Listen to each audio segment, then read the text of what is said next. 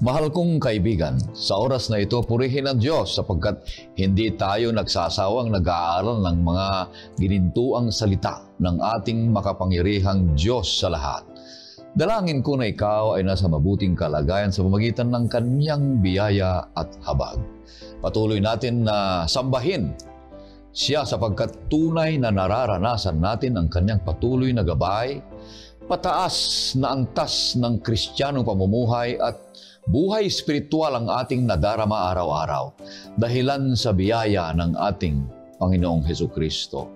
Lalo tayong lumalakas sa pananampalataya, kaibigan, kaya huwag kang bibitaw sa pagsusubaybay dito sa programang Oras ng Pag-aaral sa pamamagitan ng Hope Channel North Philippines. Ito po ang iyong lingkod, Pastor Ray Urbi, bilang facilitator sa ating pag-aaral ngayong oras na ito. Binabati ko ang lahat ng ating mga kaibigan sa may Legazpi, Camarines Sur, sa Burgos, Southern Leyte, Maribeles, Central Bataan, Laguna, Lakeside District, Victoria, Mindoro, Baisa Church, Community Guest Day nila.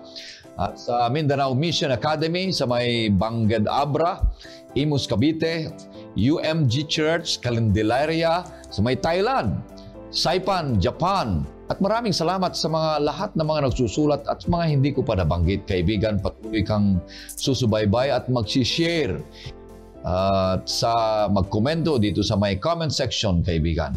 Dito sa ating programang patuloy na dinadalangin namin kayo na palakasin kayo ng ating Panginoong Diyos. Kaya ang ating mga kasama dito sa studio, ang ating kamanggagawa ng ating Panginoong Diyos ay si Pastor Abraham Del Rosario. Siya po ang ating director dito sa publishing sa North Philippine Union Conference. Kumusta kayo, Pastor Abe? Kamusta din, Pastor Ray? At na-miss natin yung ating kasama dito sa ating studio. At kamusta din kayo, mga minamahal na mga kaibigan? Alam namin na kayo ay sabik na mag-aral tungkol sa ating leksyon ngayon. So, pinopromote natin itong aklat na The Great Controversy. At sa aklat nito, mararaman nyo yung mga pangyayari na siyang magbabago ng inyong kinabukasan. So, ang programa natin ay Sharing Literature. It means saving lives. So, kailangan ninyong magbasa nito bago kayo mamigay sapagkat napakahalaga na ito'y may sakabuhayan natin din at the same time, may bahagi natin sa iba. Then, huwag natin kalimutan na mag-subscribe ng yearly subscription ng Health and Home Magazine. Ito ay yung flagship ng Philippine Publishing House. Dito dinidiscuss yung mga very informative information about home nursing, child training, then latest information about science and health.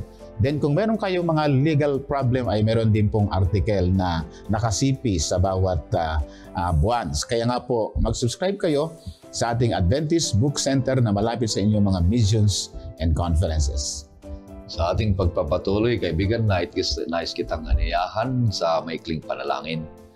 O mahal na Diyos, sa maraming banal na binubukalan ng buhay, narito yung iyong mga lingkod at lahat ng mga nanonood at susubaybay sa programang ito na bigkisin kami ng iyong pagmamahal at ipagkaloob niyo sa amin ang karunungan upang maintindihan namin ang lahat ng aming mga tatalakayin sa oras na ito. Pagpalain ang bawat iyo sa amin, kasihan kami ng banal na Espiritu at patawarin kami, Panginoon Diyos, sa aming mga kasalanan. Ito hiling namin sa pangalan ng aming Panginoong Jesus.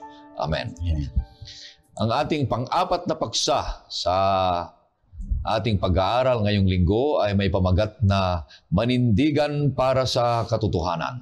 At ang talatang sa uluhin ay matatagpuan sa Juan 3:1 at 15. Sinasabi dito, kung paanong itinaas ni Moises sa ilang ang ahas, kailangan din namang itaas ang anak ng tao upang ang sinumang sumampalataya sa kanya ay magkaroon ng buhay na walang hanggan. Napakaganda ang ating tema, ang ating title ngayon, ang ating pag-aaral ngayong linggo, sapagkat itinuturo sa atin ang itataas natin, hindi ang pangalan ng bawat isa sa balat ng lupa, kundi ang pangalan ng ating Panginoong Hesus upang makilala at may taas ang kanyang pangalan at makilala ang Panginoong Hesus na siya binubulan ng buhay na walang hanggan. Magmula noon hanggang ngayon ay yan ang tema ng ating pinapag-aralan, mga kaibigan at mga kapatid.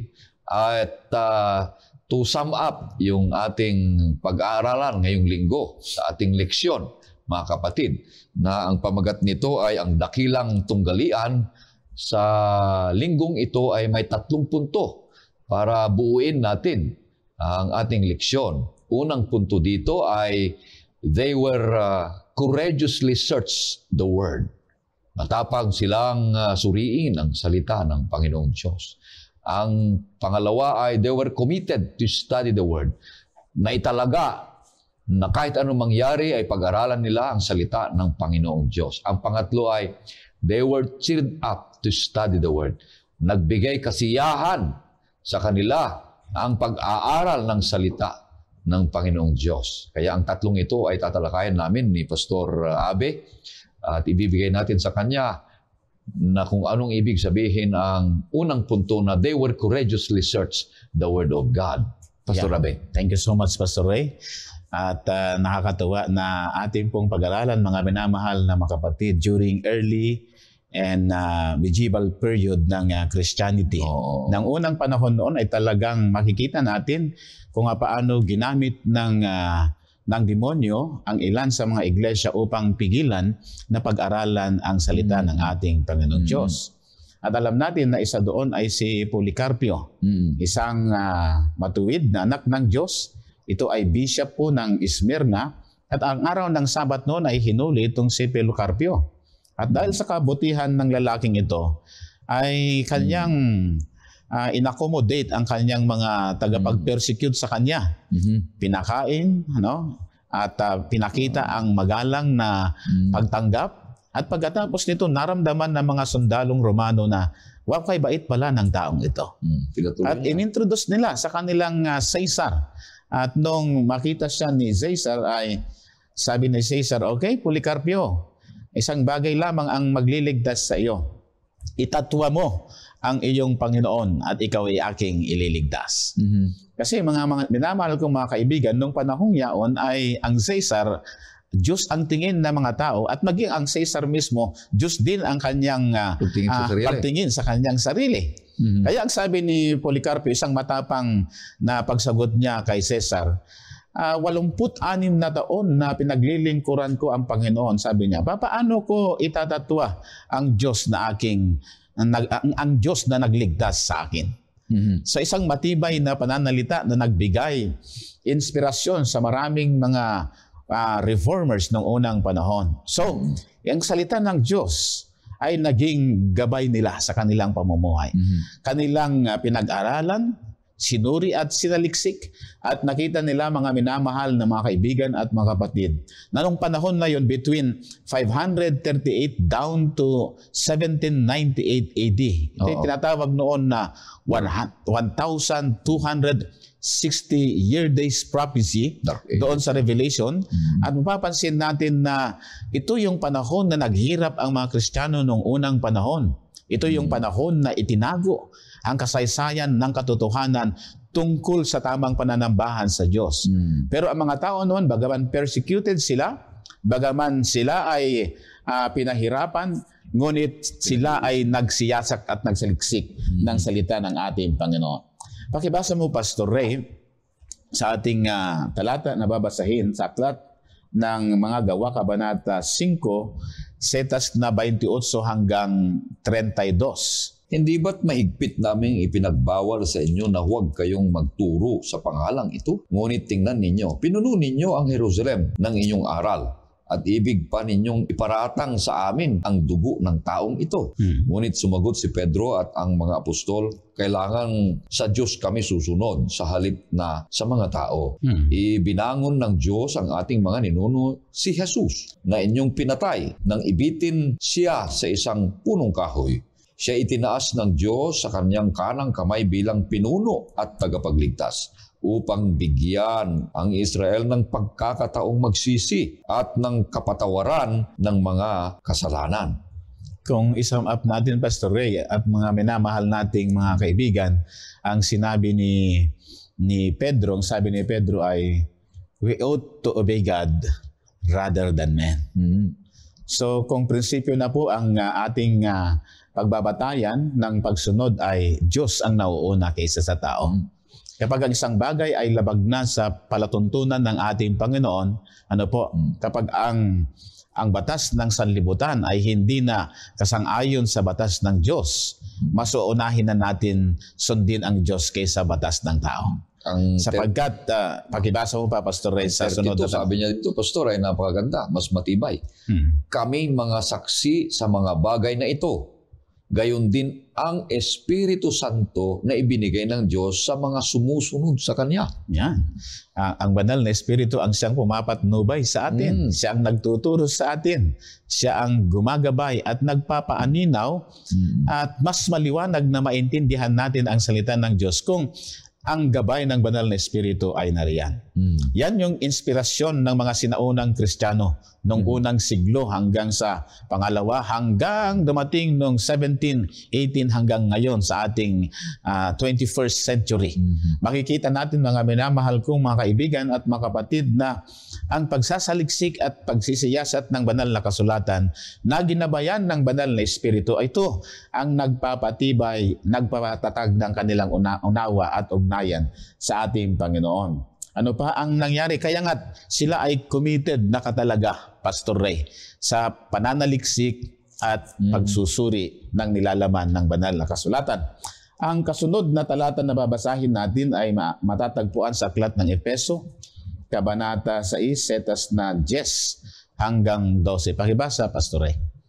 Sa kahuli-hulian, patuloy kayong magpakalakas sa Panginoon at sa kapangyarihan ng Kanyang lakas. Isuot ninyo ang buong kasuotan, pandigma ng Diyos upang kayo'y makatagal laban sa mga pakana ng dyablo. Sapagkat ang ating pakikipaglaban ay hindi laban sa laman at dugo, kundi laban sa mga pinuno, laban sa mga may kapangyarihan, laban sa mga kapangyarihang di nakikita na naghahari sa libutan sa kadilimang ito, laban sa hukbong espiritual ng kasamaan sa kalangitan. So kanino daw tayo magpapalakas, Pastor Ray? Sa Panginoon. At kailangan natin isakbat yung sandata ng isang sundalo ng ating Panginoon. So, sino ba ang ating kalaban? Ay, alam na natin, ang kaaway ng Diyos, ang demonyo, na wala tayong kapangyarihan, mga kaibigan at mga kapatid, na siya ay labanan, maliban lamang kung tayo po ay malapit sa ating Panginoong Diyos. Kaya nga po, kung titignan natin diyan, meron tayong baluti ng katotohanan, meron tayong espada na siyang gamit natin upang ipagtanggol natin na walang iba. So may simbolo ang espadang ito sa salita ng ating Panginoong Diyos. So lahat ng yan na sandatang ibinigay ng Diyos sa atin ay nagre-represent sa salita ng ating Panginoon. Na siyang tagapaghusay sa atin kung paano maging matapat, matuwid, banal, at higit sa lahat ay masunuring anak ng ating Panginoon. Kaya nga, ang kanilang kalakasan ay walang iba kundi ang ating Panginoon. Kasama na rin ang kanyang banal na salita. Sa Acts chapter 5 verse 29, Pastor, ay pakibasa mo ito. Ngunit sumagot si Pedro at ang mga apostol, kailangan sa Diyos kami sumunod sa halip na sa mga tao. Ayun, napakalinaw. So, kanino tayo susunod? Pag pinag-uusapan na ang katwiran, di ba? Sa tao ba o ang Diyos? Kilala natin ang mga Waldenses sa kasaysayan, sa history na isinurat ni Wiley. Ang mga Waldensians, meron silang pagsasanay na ginagawa sa kanilang mga anak. Kasi nung panahon na yun ay pinagsusunog itong Biblia. Ang Bible ay kinanonize ng ating mga minamahal na iglesia. Huwag natin babanggitin, Kasi sila ang nag-canonize nito, but in reality, sila ang nag-canonize nito, ngunit mas mataas sa kanila ang tradisyon kaysa banal na kasulatan. So ang nagdidikta ng desisyon ay hindi ito. Ngunit yung mga reformers noon, ang kanilang paninindigan ay sola scriptura.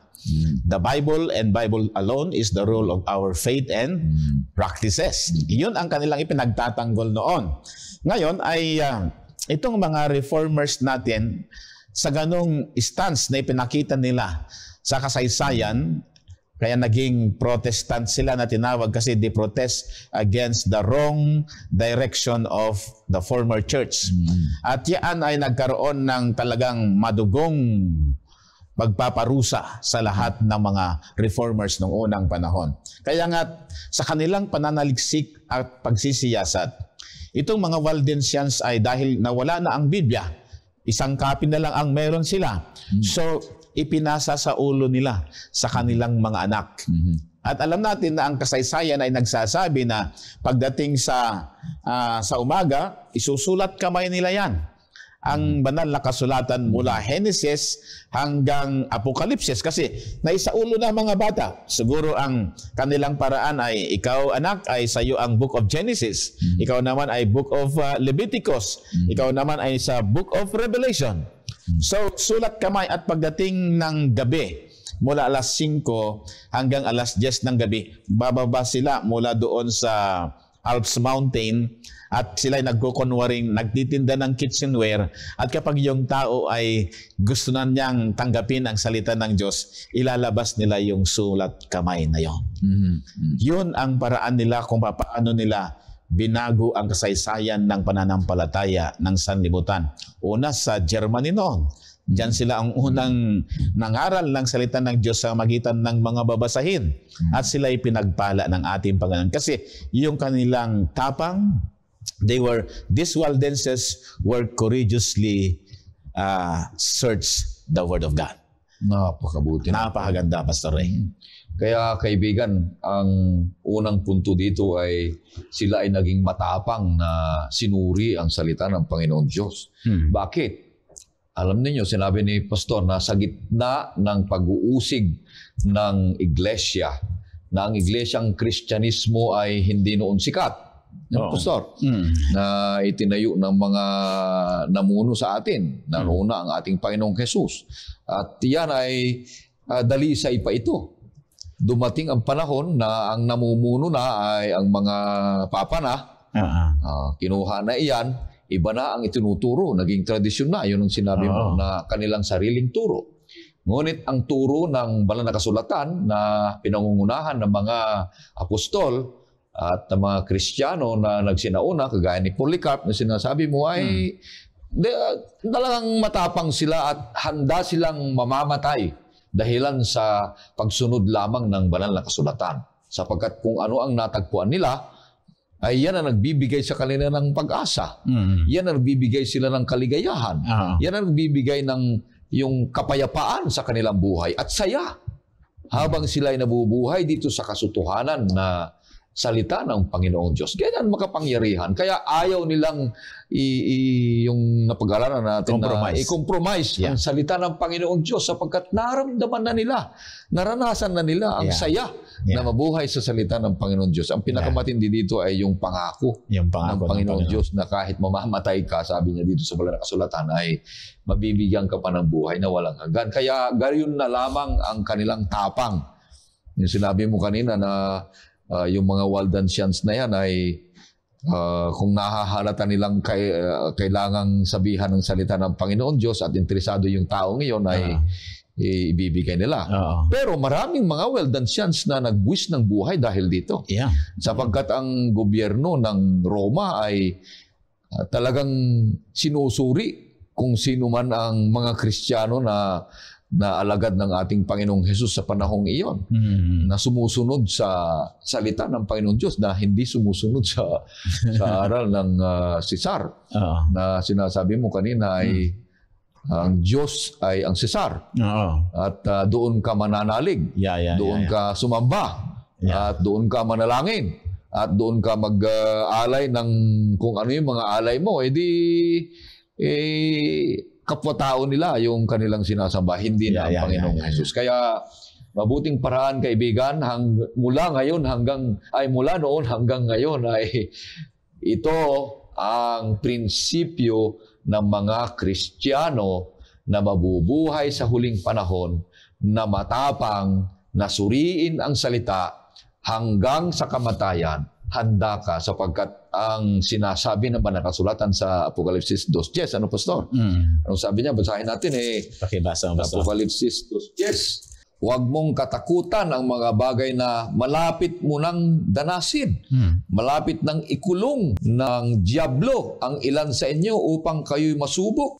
At magkakaroon kayo ng kapighatian sa loob ng 10 araw. Maging tapat ka hanggang sa kamatayan at iibigay ko sa iyo ang korona ng buhay. Napakaganda, Pastor. Yeah. So, ang bawat isa sa atin, may tapang ka na magsuri dito at ikasabuhayan mo hanggang sa kamatayan, sapagkat ang pangako ng Panginoon Diyos ay hindi ka pababayaan at buhay na walang hanggan ang ibibigay sa iyo. Kaya, kapatid ko, unang punto pa lamang, ang mga nagsinaunang nanampalataya, ang mga apostol, ang mga Waldensians, ang mga kasama ni John Huss, mga Wycliffe na sinasabi mo kanina, yan ang mga reformador na ginamit ng Panginoon Diyos na may tapang na sinuri ang salita, na mas magandang buhay nila ang salita ng Panginoon Diyos kaysa mga tradisyon na sinasabi mo, Pastor. Kaya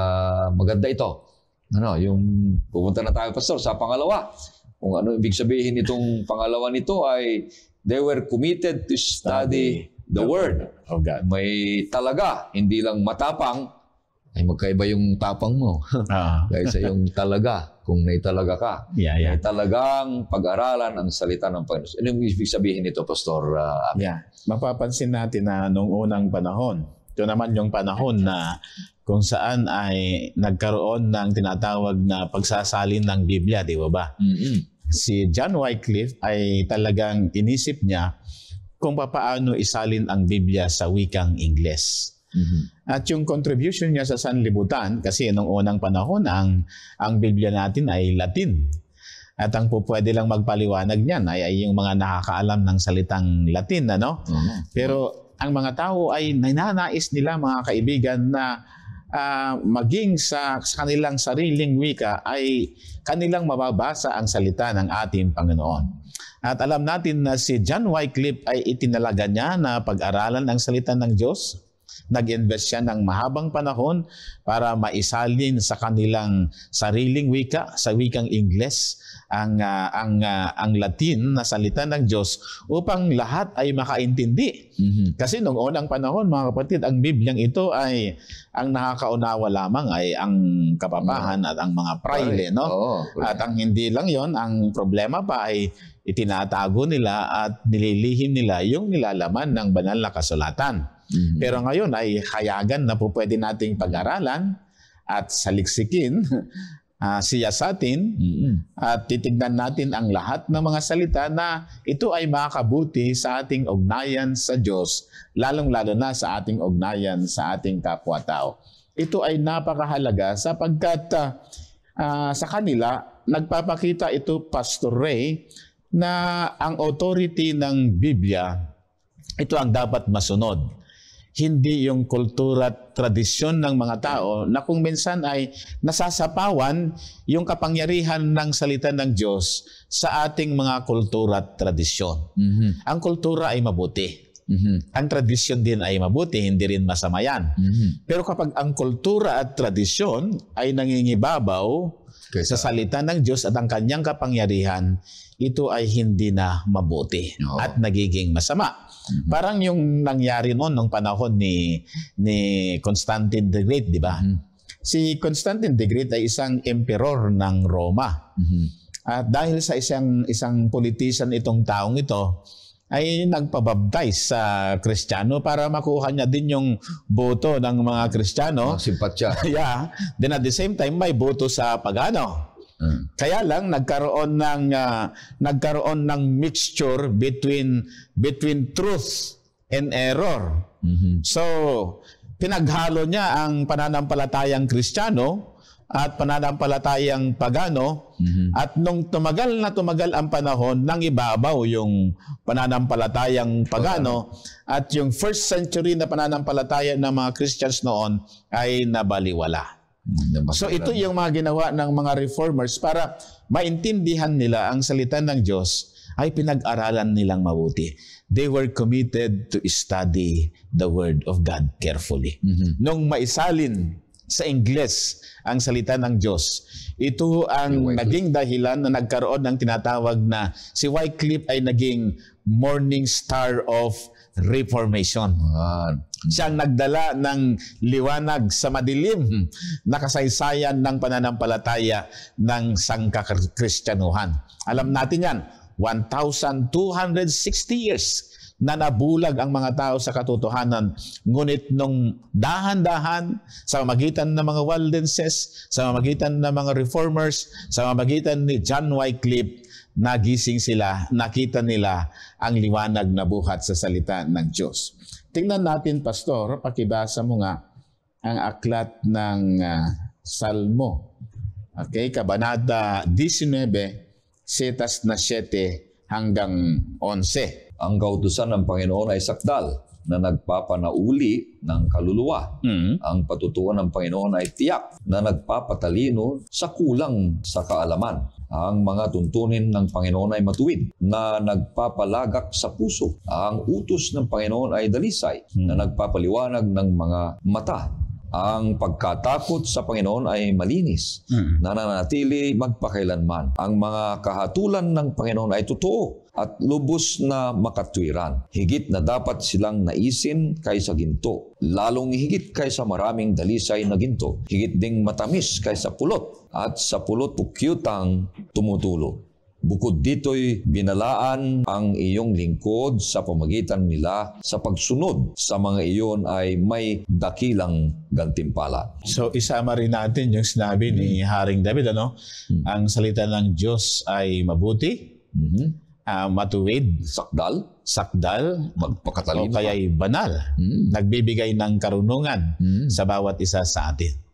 So kung ang kautusan ay matuwid, mabuti at banal, lahat ng mga taong susunod nito ay magiging mabuti, matuwid, banal at banal.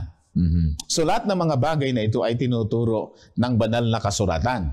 Kung tayo bilang mga nananampalataya o mananampalataya sa ating Panginoong Diyos, mga minamahal kong mga kaibigan at mga kapatid, ay ating pong pinag-aaralan ang pamantayan ng ating Diyos, ay magiging mabuti tayo, matuwid at banal.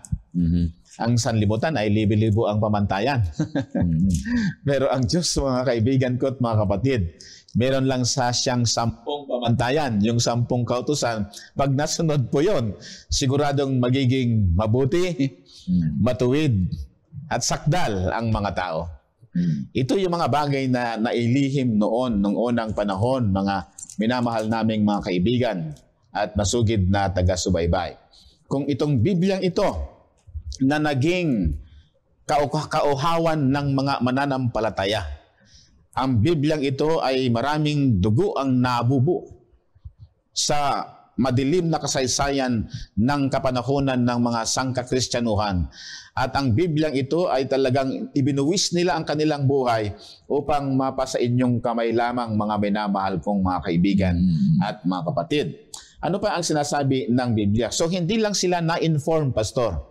Sila ay na-transform, na bago ang kanilang pamumuhay. Pakibasa mo nga ang sinasabi ng aklat ng Salmo, Kabanata 119, talatang 140 hanggang lumaktaw ka hanggang sa talatang 162.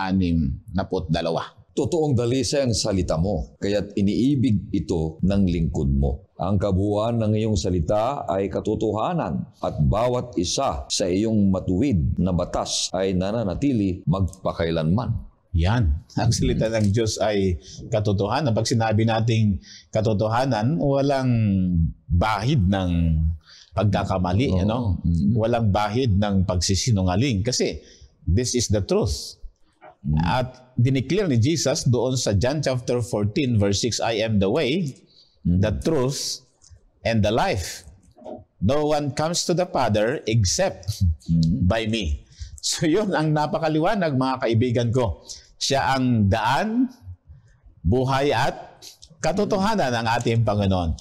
So kung tayo ay nag-aaral ng Santa Biblia, ito ay nagbibigay ng tamang daan para sa ating patutunguhan. Ito ang nagbibigay ng katotohanan upang tama ang ating paniniwalaan. At ito ang talagang magbibigay buhay sa atin. Kasi si Kristo ang daan, siya din yung katotohanan, at siya yung buhay na walang hanggang. Siya yung buhay na salita ng Diyos, mga kapatid. At nung napunta dito, yung ebanghilyong ipinapangaral natin, siya yun. Siya yung ebanghilyong ipinapangaral natin. Siya yung living logos. Kasi yung logos sa Greek terminology ay it means the Word of God. At yung logos na yon, kung lalalaman mo, siya yung ebanghelyo. Bakit kailangan natin yung ebanghelyo? Kasi maraming nagkakasala sa sanlibutan. So, na-inform sila, na-transform sila dahil sa salita ng ating Panginoon. Dahil ito'y kanilang pinag-aralang mabuti. So, ang kasunod, Pastor, ay pakibasa mo sa 2 Timoteo, Kabanata 1, setas na 3. Nagpapasalamat ako sa Diyos na aking pinaglilingkuran na may malinis na budhi gaya ng aking mga ninuno kapag lagi kitang naaalala sa aking mga panalangin gabit araw. Kung titignan natin ang buhay ni John Wycliffe, sa susunod na lesson natin, makikita natin yun, Pastor Ray, na sa pamamagitan ng salita ng Diyos ay nabago siya. Sa pamamagitan ng salita ng Diyos ay yung kanyang pananaw tungkol sa buhay, yun ang nagbigay sa kanya ng motivation para maibahagi ang salita ng Diyos sa sariling lingwahe ng kanyang kababayan. Parang tayo ngayon, naisalin na ang Biblia sa Tagalog, naisalin na ang Biblia sa English, naisalin na ang Biblia sa Spanish, naisalin na ang Biblia sa Ilocano, naisalin na ang Biblia sa mga Kapampangan, sa mga Bisaya, at lahat ng dialect na meron ng ating bansa. Kasi yun ang contribution na nakita ng buong mananampalataya sa buong sanlibutan. Na makarating ang salita ng Diyos sa kanilang sariling wika, at nagkagayon. Ay kung hindi natin na mabasa ito sa ating sariling wika, at hindi tayo marunong umintindi ng English, ay hindi natin maunawaan ang salita ng ating Panginoon. Yun, kaya ang salita ng Diyos at saka si John Wycliffe, siya ay naging morning star. Committed siya. Of Reformation. Committed siya na pag-aralan ang salita ng Diyos, Pastor Ray. Napakaganda ang discussion natin dito, kaibigan, na ang pangalawang punto ay they were committed to study the Word of God. Na ang bawat isa sa atin ay yung committed ang ibig sabihin. Yung parang kanta na, I am committed. Yung commitment. Ibig sabihin ay araw-araw, minuto na ang desisyon mo ay lagi sa Panginoong Diyos. Panginoong Diyos. Yun ang committed. Kung sinabi mo, I am committed to love you, pag sinabi mo sa taong iyon ay bawat panahon, bawat punto ay ang isip mo ay desisyon mo na mahalin siya. Wow, yun ang nangyari sa buhay ni John Wycliffe. Yeah. Na araw-araw niyang pinag-aralan at i-translate ang salita ng Panginoon Diyos sa lahat ng halos lingwahe para maintindihan, para maliwanagan ang mga tao sa kadiliman na ginagawa ng diablo, kaaway, sa pamamagitan ng paggamit niya sa gobyerno, maging sa relihiyon noong unang panahon, dahil alam natin na sinasabi ni Pastor yung 1260 na taon ay nag-umpisa noong pinatay ng mga Roma, mga papa, ang huli na Ostrogoth na lumalaban sa kanila. Dahil ito'y nag-umpisa na sila mamuno noong wala nang kumukontra sa kanila na mga nasyon. Mga Vandals, Visigoths, mga Ostrogoths, lahat ng mga barbaric nations na ito ay wala nang kumukontra sa kanila. Kaya nag-umpisa na noong 538. Kaya sila ay nag-umpisa naman na ituturo ang mga napakaraming mga sinabi mong tradisyon. Ang unang mga tradisyon dito ay sinabi sa ating leksyon ay una, ang pagsamba ng mga santo. Walang sinasabi ng banal na kasulatan na sambahin ng mga santo o yukuran ng mga santo. Ang mga anghel nga ay huwag yukuran. Maalala mo si Pablo ay si San Pedro noong siya yumuko sa anghel na nagpakita sa kanya. Huwag mo akong yukuran, sabi ng anghel. Ang Diyos lamang ang iyong sambahin at yukuran. Kaya hindi pwede ito. Yan ang tinuturo ng mga nagsinaunang mga relihiyon noong panahon ng Dark Ages. Ibig sabihin yung Dark Ages ay madilim na mga taon na namuno ang relihiyong Papa na itinuro ang tradisyon, hindi ang banal na kasulatan. At inilabas ang mga reformador, kagaya ni Wycliffe na mga ito. Biro mo ituturo nila na ang karamihan sa 7 sakramento ng mga sa Roma. Ang konsepto ng transubstantiation, yung pangalan nito. Yung literal bread at literal wine. Yung bread daw ay literal body of Jesus. Na kainin mo. Tapos yung wine ay literal na dugo ni Kristo. Ay, hindi yun. Simbolo lang ang sinasabi ng banal na kasulatan. Na pag ininom mo yon ay simbolo na ininom mo yung dugo na nagliligtas ng buhay natin. Yung tinapay ay simbolo ng katawan ni Kristo na pag kinain mo ay magiging matuwid ka, mapatawad ka, magkaroon ng pag-asa ng kaligtasan at mapapatawad ang mga kasalanan mo. Hindi mismo kakainin mo yung katawan ni Kristo, hindi. Kundi simbolo ito, yung articular at saka pagsagawa ng mga sanggol at pagbibinyag ng mga sanggol. Walang sinasabi ng banal na kasulatan. Pero yan ang tinuturo ng mga nagsinaunang mga relihiyon noong Kapapaahan. Ang pagbebenta ng mga indulhensiya. Ano ito, Pastor? Yung panalangin. Ito, magbayad ka nito para yung kaluluwa ng mga mahal mo sa buhay o ikaw ay mapatawad. Babayaran mo yung mga serbisyo. Ang fondador niyan na Pastor ay si John Tetzel. Kapag daw ang coins ay kumilansing doon sa lalagyan at tumalon, ang kaluluwa mo mula doon sa purgatorio ay tatalon din. Sa langit. Sa langit. Yan ay delikado po yan. Yan yung mga practices na unbiblical. Ano pa dito? Purgatory. Yung doktrina ng purgatorio at ang panghuli dito ay panalangin para sa mga patay. Ito yung mga turo ng mga Papa noong unang panahon, mga kapatid, na kinontra ng mga Waldenses at sa mga reformador na hindi sila sumasang-ayon dito. Kaya sila ay nagiging reformador na itinaas ang salita ng Panginoon Diyos. Na sila ay nagiging hindi lang natapang, kundi committed, yung sinabi mo. Ito ang kasalanan ni Constantine the Great, na nahaluan ang banal na turo ng Diyos sa hindi banal na turo. Kasi si Constantine the Great, alam natin mga kaibigan na siya ay sun worshipper siya. At nung binago niya ang pangalan ng unang araw, kasi siya ang nagpangalan unang araw, pangalawang araw, hanggang sa 7 araw. Dahil sun worshipper siya, dinedicate niya ang unang araw at ibinigay niya ang pangalan na Day of the Sun. Yun. Kasi sun worship, lahat ng mga nakikitang bagay ay sinasamba niya. Yung pangalawang araw ay pinangalanan niya na Day of the Moon. Kaya Monday. Hanggang sa 7 araw ay pinangalanan niya ng Day of Planet Saturn. Kaya yung Day of Sunday, Day of the Sun ay naging Sunday. Yung Day of the Moon ay naging Monday. Yung Day of Planet Saturn ay naging Saturn Day o Saturday. So yan yung mga malinaw na kinontra ng mga Waldenses noong unang panahon. Na kung wala sila ay hindi tayo malaya ngayon sa ating pananampalataya.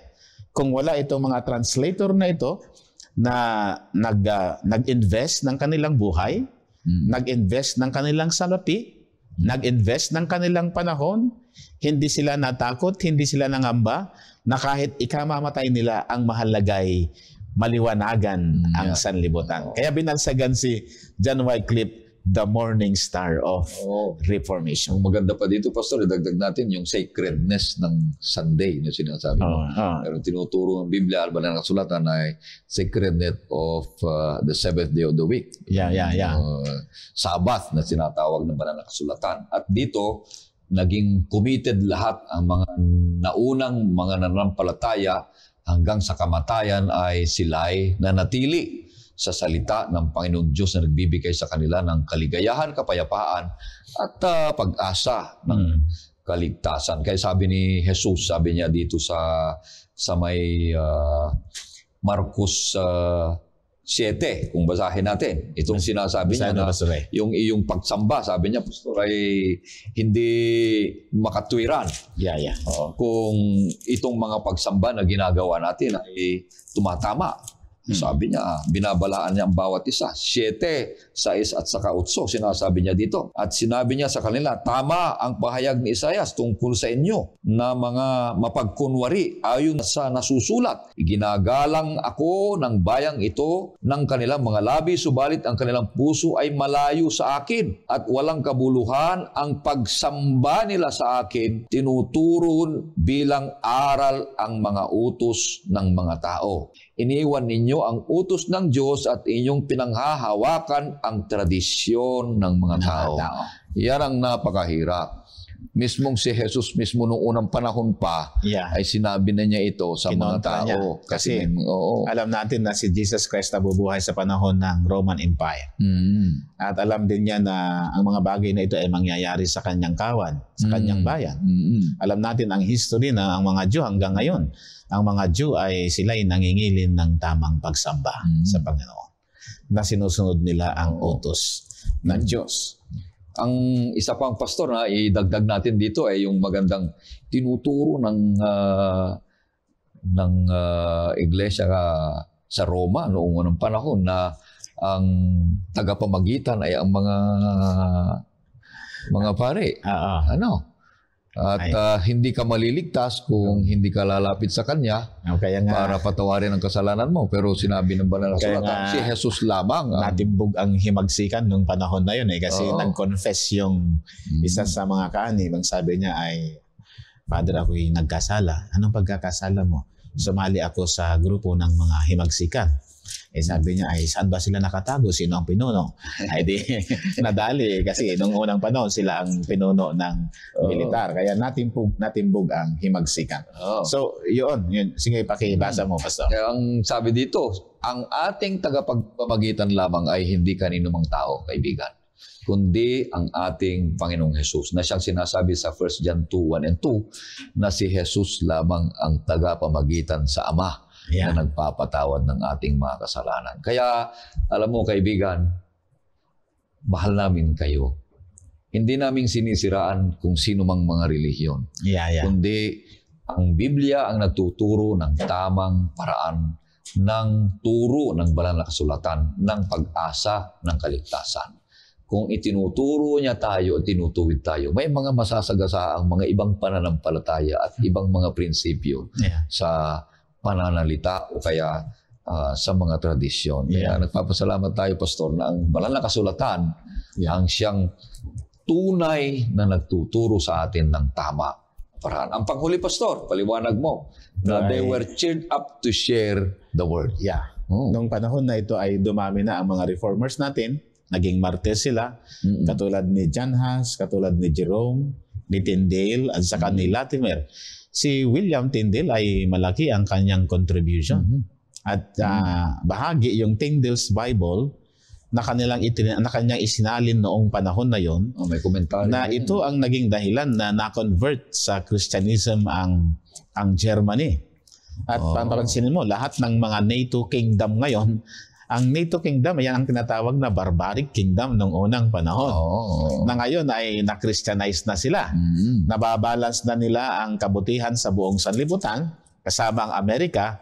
Ito yung mga makakapangyarihang protestanting mga kaharian ngayon na nakakatulong sa gawain ng Diyos para may spread out. Halimbawa ngayon, tingnan mo kung paano nila i-balance na dapat ang Christianism ang siyang nangunguna sa buong sanlibutan.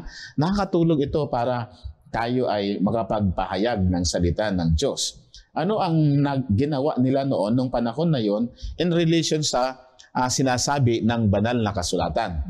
Pakibasa mo, Pastor Ray, at sipiin natin ang talata sa unang Juan, Kabanata 5, setas na 11 hanggang 13. At ito ang patutuo na tayo'y binigyan ng Diyos ng buhay na walang hanggan. At ang buhay na ito ay nasa Kanyang anak. Ang kinaroroonan ng anak ay kinaroroonan ng buhay. Ang hindi kinaroroonan ng anak ng Diyos ay hindi kinaroroonan ng buhay. Ang mga bagay na ito ay isinulat ko sa inyo upang inyong malaman na kayo'y mayroong buhay na walang hanggan sa inyong nananampalataya sa pangalan ng anak ng Diyos. Kaya ipinasulat ang banal na kasulatan para masumpungan natin ang buhay na walang hanggan. Amen. Isinulat ang banal na kasulatan para malaman natin yung katotohanan. Kay Jesus. Oo, tungkol kay Jesus. Isinulat ang banal na kasulatan upang malaman natin ang pagkakasala ni Lucifer, pagkakasala ni Adan at saka ni Eva, kung paano tayo tinubos ng Panginoon, ora mismo doon sa Garden of Eden. Nandoon na yung unang tsansa ng pagbabago sa halamanan ng Eden. Sapagkat sa kahayagan ng karunungan ng Diyos, alam natin na ang unang sastre ay si Eva, pero hindi original, peke yon. Pero ang original na sastre sa Garden of Eden ay si Jesus Christ. Si Adan at Eva, para pagtakpan yung kanilang kahihiyan, ay sila'y naghabi at nanahi ng mga dahon ng mga punong kahoy, at yun ang pinangtakip sa kanilang kahihiyan. Temporary. Pero si Jesus Christ, kanyang ginilitan ng leeg yung tupa. At yun ang unang pagtutubos, simbolo ng unang pagtutubos ng kasalanan sa tao. At pagkatapos noon ay kanyang binalatan yung tupa. At yun ang pinangdamit sa kahihiyan ng mag-asawang sina Adan at saka sa Eva. Kasi yun yung katuparan ng sinabi ng banal na kasulatan sa John chapter 1 verse 9, "Behold the Lamb of God which taketh away the sin of the world." So, mahalaga ang katotohanan, Pastor. Then, ang mga martyrs noong unang panahon ay nasumpungan nila ang tunay na kaligayahan. Sila ay napasaya ng salita ng Diyos, nagkaroon sila ng direksyon. Sapagkat yung binasa mo kanina sa Apokalipsis 2:20, 2:10, what I mean, ang sabi ng Panginoon, "Be faithful until death, and I will give you the crown of life." Si Dionysius, goddess of fertility, nung namatay, lagyan din ng putong ng buhay, ng korona. Pero sa lahat ng mga magtatagumpay, sa maraming pagsubok sa buhay, sa mga persekusyon na nangyayari noon, yan yung promise ng Panginoon na pinanghawakan ni Policarpio. Na kung mababasa mo, siya yung first bishop of Smyrna, mababasa mo sa 7 churches of Asia, na ang sabi ni Jesus, ang ating Panginoon kay Polycarp, na yun ang pinanghawakan niya, "Be faithful until death, and I will give you the crown of life." So pakibasa mo, Pastor, ang Book of John, chapter 11, verses 25 to 28. Ito yung kasiyahan ng mga martir noong unang panahon. Sinabi sa kanya ni Jesus, "Ako ang muling pagkabuhay at ang buhay. Ang sumasampalataya sa akin, bagamat siya'y mamatay, ay mabubuhay. At ang bawat nabubuhay at sumampalataya sa akin ay hindi mamamatay magpakailanman." Pinaniwalaan mo ba ito? Sinabi niya sa kanya, "Opo, Panginoon, sumasampalataya ako na ikaw ang Kristo, ang anak ng Diyos, ang siyang darating sa sanlibutan." Yan ang ibinabahagi ng mga martyrs, ng mga reformer noon, na tayong lahat ay papanaw sa sanlibutan, pero kaligayahan ng mga puso natin na ibahagi na mamamatayin man tayo, pero magkakaroon tayo ng buhay na walang hanggang. Kaya ang sabi ng Panginoon ay, "Pinaniniwalaan mo baga ito?" So, patanong at tinitest ng Diyos kung tayo nga ay, yung sincerity natin ay naroon. Ngayon, Pastor, dito ay nasumpungan din nila ang pag-asa. John chapter 5 verse 24 na lang, Pastor. "Katotohanang sinasabi ko sa inyo, ang nakikinig ng aking salita at sumasampalataya sa Kanya na nagsugo sa akin ay may buhay na walang hanggan at hindi darating sa kahatulan, kundi lumipat na sa buhay mula sa kamatayan." So anong gagawin natin, mga kapatid? Sumampalataya. Manampalataya lang tayo, magkakaroon ng buhay na walang hanggang, Pastor Ray. So ito ay ebidensya. From century to century, Pastor Ray, mapapansin natin na ang mga faithful workers, ay kanilang sinunod, sinakabuhayan ang salita ng Diyos at nagkaroon sila ng daan para sa pagbabago. Napakaganda. Kaya kaibigan, ang pangatlong bagay na punto dito ay napakahalaga sapagkat ang ligaya ng mga tapat noong unang panahon na nanampalataya ay gayon na lamang ang pag-ibig nila sa Panginoong Diyos. Wala silang kaligayahan kung wala silang pag-ibig sa Diyos. Mayroon ka lang pagkaligayahan kung may pag-ibig ka sa Diyos sapagkat ang ligaya nila na nagbahagi sa salita ng Panginoong Diyos ay yun ay patuloy na nararamdaman nila sapagkat ang ligaya nila ay yung mga pangako ng Panginoong Diyos na hindi magpapabaya ang Panginoong Diyos hanggang sa kamatayan. Sapagkat sabi niya, kahit mamatay man kayo, ako namatay din.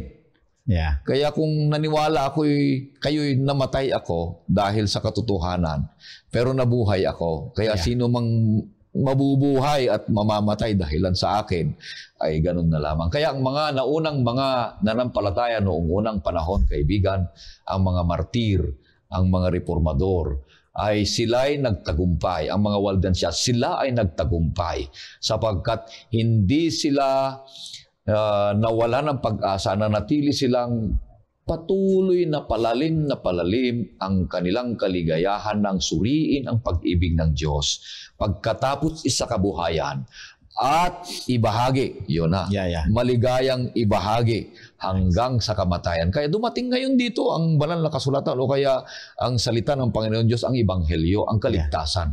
Sapagkat ang mga naunang tapat ay hanggang sa buhay, hindi sila nawala ng pag-asa, na natiling tapat sa Panginoong Diyos. Ikaw, kaibigan, tayo lahat, manatili tayong tapat sa Panginoong Diyos sapagkat iniibig natin siya at maligaya tayong nagbabahagi sa kanyang mga salita. Purihin ang Diyos, Pastor. Kaya ang tatlong punto na ito, para maitaas natin ang pangalan ng Diyos at manatiling malaman ng mga tao ang kanyang kaligtasan, ay patuloy tayong malakas o kaya courageous, matapang na suriin. At mayroon tayong may talagang committed na pag-aralan at sa kabuhayan at ibahagi ang mga salitang ito hanggang sa walang buhay ng bawat isa sa atin. Purihin ang Diyos. Sa ating pagtatapos, kaibigan, ay makakarinig tayo ng isang awitin. Pagkatapos ay hingin natin si Pastor abe ng isang maikling panalangin.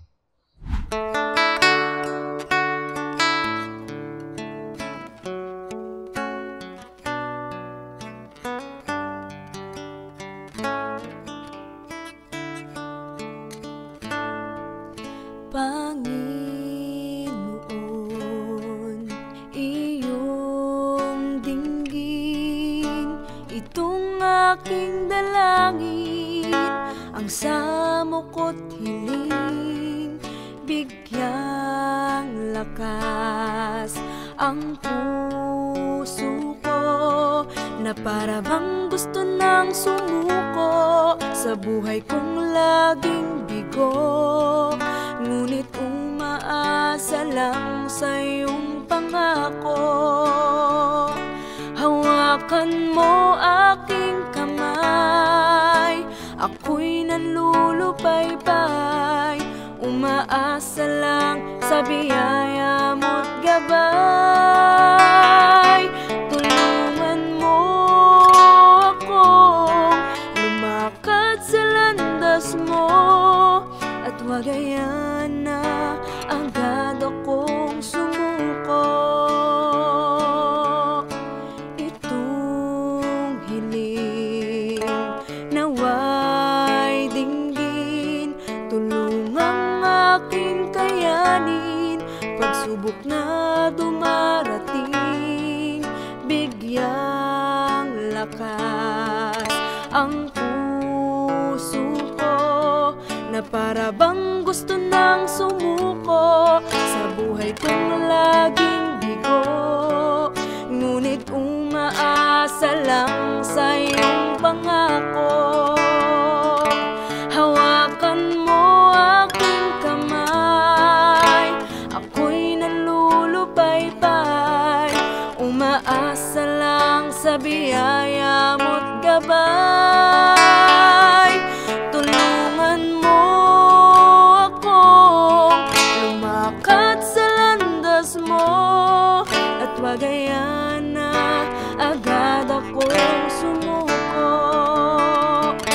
mahina lang ang puso ko, Panginoon ang kailangan ko. Hindi ko kakayaning mawala ka sa buhay ko. Wala nang ibang hinihiling, Panginoon, ika'y sumaaking. Panginoon, ako'y iyong sakupin. Hawakan mo aking kamay, ako'y nanunupaypay, umaasa lang sa biyaya mo't gabay. Tulungan mo akong lumakad sa landas mo, at wag ayan na agad akong sumuko, at wag ayan na agad akong sumuko, at wag ayan na agad akong sumuko.